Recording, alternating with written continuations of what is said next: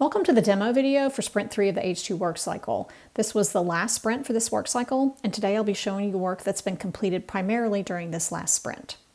The first user-facing improvement that we've made is to selection options for author and contributor entries.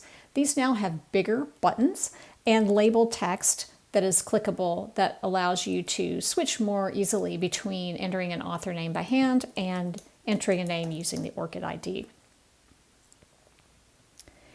We've been doing a lot of work to improve the validations for keywords and to prevent entry of duplicates, and I showed you some of this work in a previous video, but in the end this was getting extremely complicated, and so we've changed the approach, and instead we are automatically deduplicating keyword entries, and we are choosing an entry from the fast vocabulary with a URI over a free text entry when we can, when we're doing those deduplications.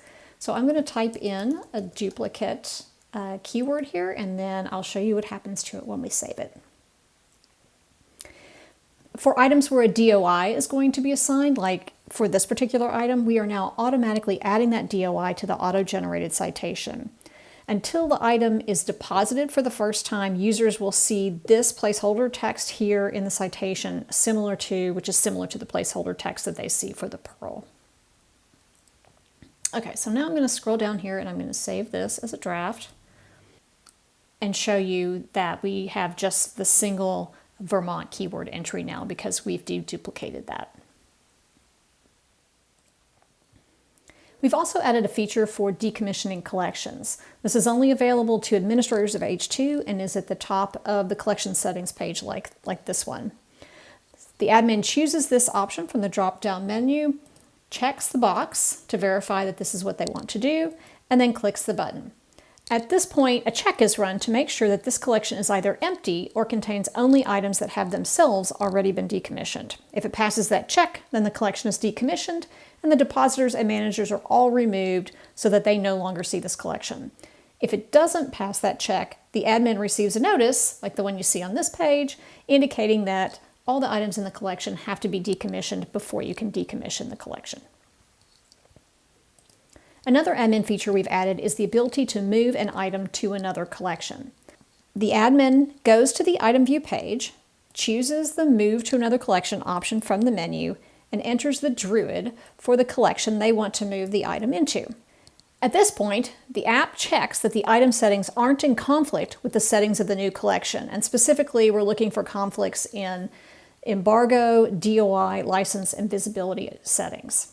If there is a conflict, then the admin is not able to move the item, and they'll see a message like this one here that is telling me that there are actually three separate conflicts here with the DOI, with the license, and with the visibility. If there aren't any conflicts, then the Move button will be red, and you'll be able to click that button and move the object to another collection. This is again another feature that only admins can do. Another thing that we've done during this work cycle is to improve what happens when you change the name of a collection. So in the past, you could update the collection title here in H2, and all the items in H2 would show this updated title.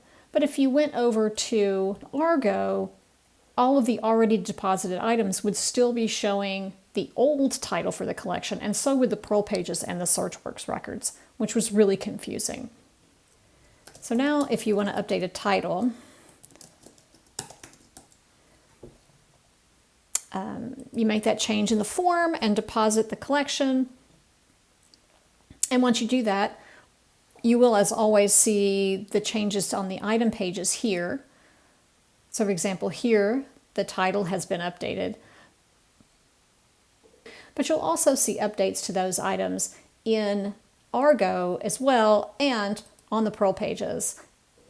You should also see these updates in SearchWorks, though my test objects haven't been released to SearchWorks, so I can't show that to you here. The lovely bit about this is that this works for all SDR items and not just for those that were accessioned via self-deposit. Something else that we've done during this work cycle is updated all the APOs or administrative policy objects for all of the old Hydrus items. Back in the Hydrus days, each collection had its own APO. With H2, each collection no longer needs its own APO, so they are all just in the broader Hydrus APO. One result of this is that we were able to get rid of the separate Hydrus collection facet in Argo, and now all collections appear in the collections facet.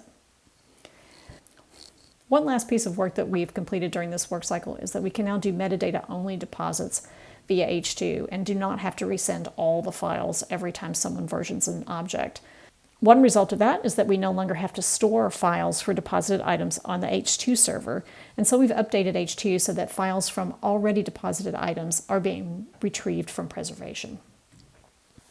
And that's it for the updates from Sprint 3 for this work cycle. Thanks to all the developers and everyone else who helped with the work on this project.